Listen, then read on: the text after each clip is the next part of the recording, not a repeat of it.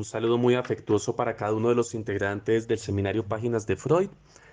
Mi nombre es Felipe y en primer lugar pues quiero extenderles el agradecimiento a quienes realizaron su comentario a propósito del apartado número 5 del porvenir de una ilusión y a su vez el agradecimiento a mi compañera en la coordinación, Erika, que habiéndolos escuchado atentamente, desarrolló su propio comentario que hizo posible lo que voy a anunciar a continuación. Y bien, lo primero que yo quisiera señalar es que Freud insiste en que su objeto de estudio es la representación religiosa y en concreto interroga por el significado de dicha representación.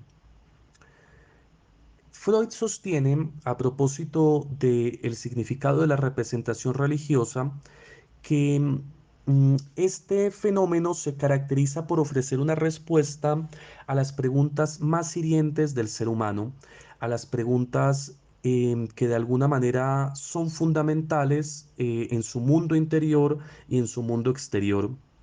La pregunta por la muerte, la pregunta por el cambio, la pregunta por el actuar, por el dolor, entre otras pueden ser de alguna manera respondidas por estas representaciones religiosas.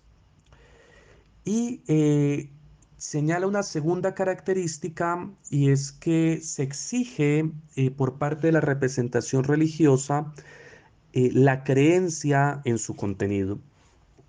Frente a eso, Freud avanza en su comprensión e intenta, con los fines de clasificación que algunos de ustedes, por ejemplo, señalaban, distinguir entre las representaciones religiosas y las representaciones científicas. Para eso nos recuerda que muchas representaciones científicas también exigen y son transmitidas bajo la forma de la creencia. Datos históricos o datos geográficos se nos enseñan de esa manera. Sin embargo, Freud nos recuerda que la representación científica acompaña esa creencia de la posibilidad de la demostración. Esa creencia sería una creencia demostrable y verificable.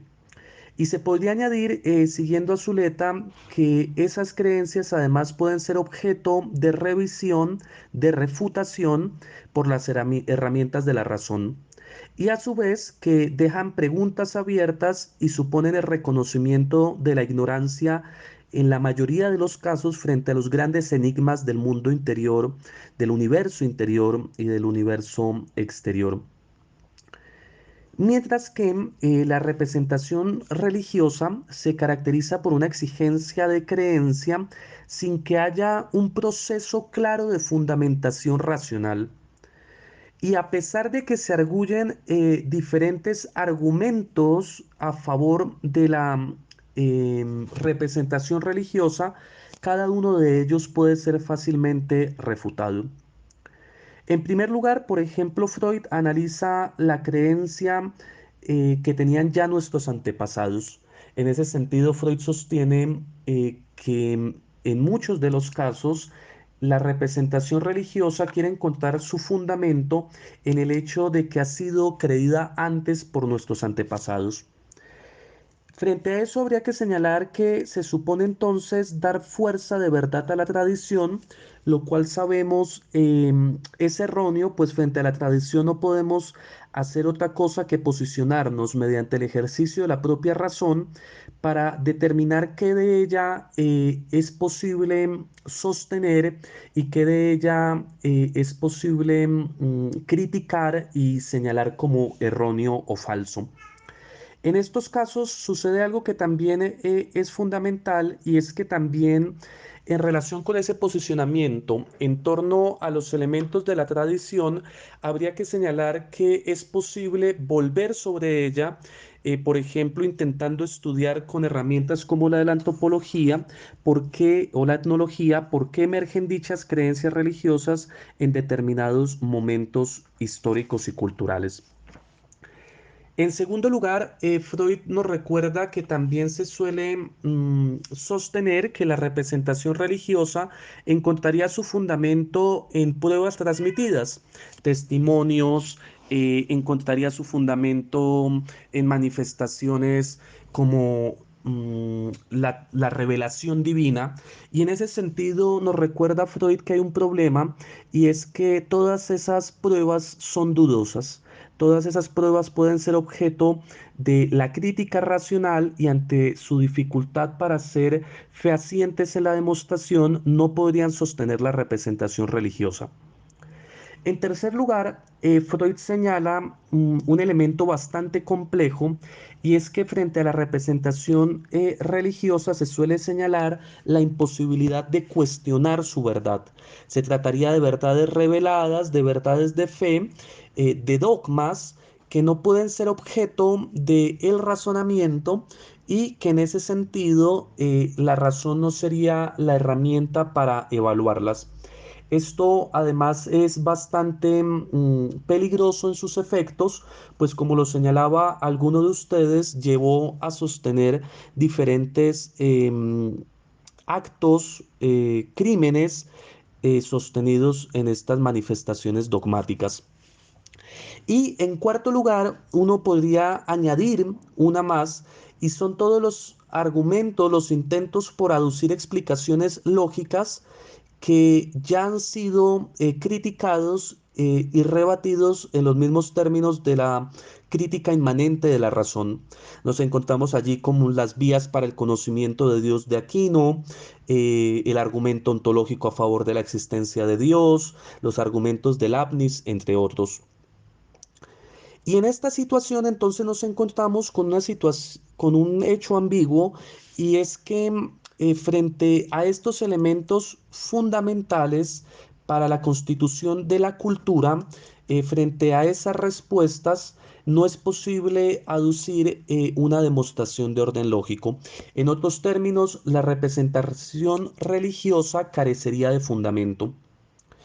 Esto supone para Freud la existencia de un problema psicológico, dice él, notable, y ese problema psicológico notable es la misma tensión, duda que existe en una buena cantidad de pensadores para poder dar cuenta de los elementos que se sostendrían en el ámbito de la representación religiosa.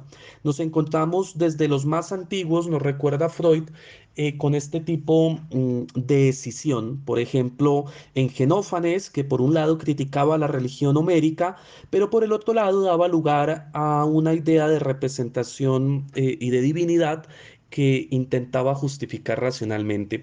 Y así, en buena parte de la tradición filosófica, la pregunta por la representación religiosa no deja de ser una fuerza que llena de inquietud.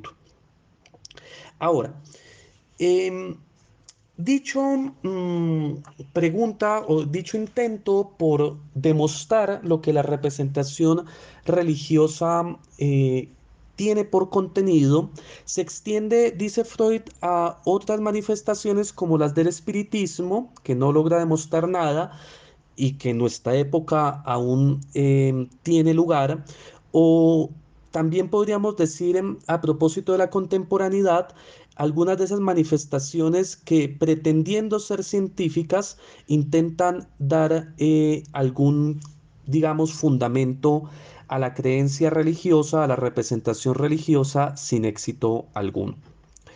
Y frente a eso, Freud nos señala entonces que estaríamos frente a un problema, pues en todo caso, se hacen dos exigencias bastante complejas. Por un lado, nos recuerda Freud que se creería entonces ya no porque es racional, sino porque es absurdo.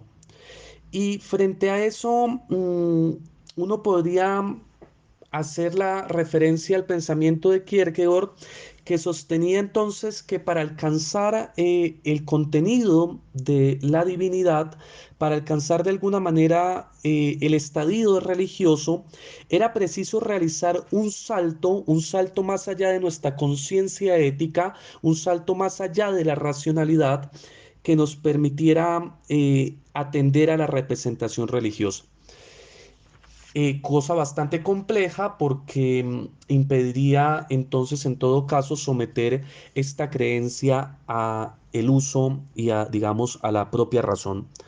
Y en segundo lugar, Freud nos recuerda otro argumento, un argumento de un filósofo alemán, Weininger, que recogiendo la tradición de su maestro de Kant, que había intentado señalar las aporías con las que se encontraba la razón al intentar dar algún fundamento a la representación religiosa, blindando entonces a la religión de la crítica en el ámbito de la razón teórica y desplazando esa comprensión de lo religioso al ámbito de la razón práctica, intentaba entonces fundamentar la creencia religiosa, la representación religiosa, ya no en el ámbito propio de la razón, sino en cierta metafísica.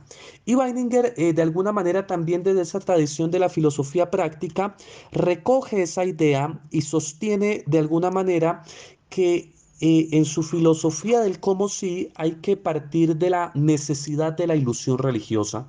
Lo religioso tendría un carácter por sí mismo erróneo, falso, pero sería necesario sostenerlo en la medida de que ofrece múltiples elementos, por ejemplo, de carácter ético, indispensables para el sostenimiento de la sociedad. Así cierra el apartado Freud y nos recuerda la necesidad de sostener la pregunta.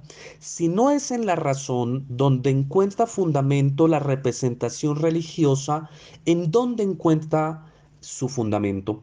¿En dónde encuentra su fuerza? ¿Por qué sigue siendo determinante para el ser humano? ¿Por qué la religión sigue cobrando y cada vez cobra, por ejemplo, en la contemporaneidad, un lugar tan fuerte? Y frente a eso, para ampliar la pregunta, habría quizás que añadir dos elementos. El primero es que en muchos de los casos se sostiene la representación religiosa porque, como lo habíamos visto, añadido a la, digamos, posibilidad de hacer frente al desvalimiento y a la existencia, digamos, de este carácter, este rasgo infantil que proyecta en la figura de Dios algunos elementos del Padre, nos encontramos con que la ausencia de dicha representación implicaría para el sujeto la necesidad de evitar cualquier forma de sentido trascendente y por ello eh, arrojarse a asumir la libertad y la creación de sentido como una tarea propia. Y en segundo lugar, valdría la pena añadir para cerrar este comentario una idea de Heidegger y es que a pesar de que nosotros sostengamos determinadas creencias o determinadas razones a propósito de hacia dónde nos dirigimos, de qué somos, en el ser humano no deja de pesar como enigma la pregunta y el hecho de que es un ser abierto a la posibilidad y de que tiene que vérselas siempre con la necesidad de asumir su propio destino. Bien, eso era lo que quisiera señalar. Les envío un abrazo y seguimos trabajando.